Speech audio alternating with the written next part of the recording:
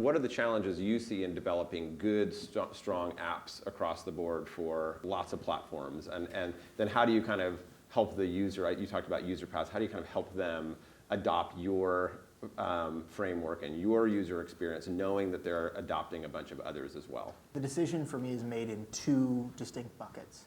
One is economic, and one is user experience focused.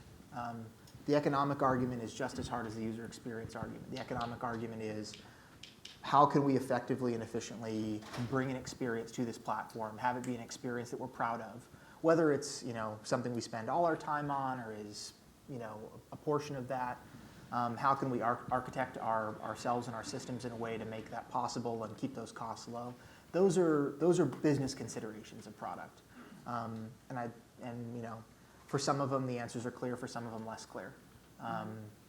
I think that for instance, we at Vice invested a lot in a core API architecture and a video serving architecture that allows us to spin up front-end experiences much less expensively than others maybe, and that helps us have options.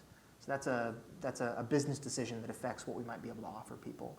On the user experience end, Jesus, it's just it's a hydra of problems. Every platform, multiple different norms, and again, getting back to the user, what a user expects from your brand on Roku, given the Roku environment, is different. Should be different, because you want to serve that user in that place. Yeah. I have it easy. Vice forever has been a visually distinct brand. It has a strong brand presence that's built on strong visuals and strong content visuals, and that leads for us. That means that the way we take our images, our show posters, the things that we can carry and serve, regardless of, if we're not designing the user interface, you look at that stuff and you don't mistake that it's Vice. It's certainly Vice content if it's in there.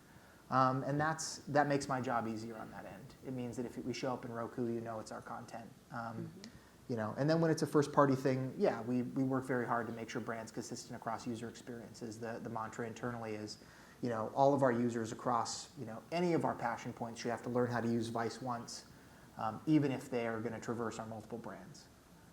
And that's, some days we win, some days we don't, but that's how we think about it.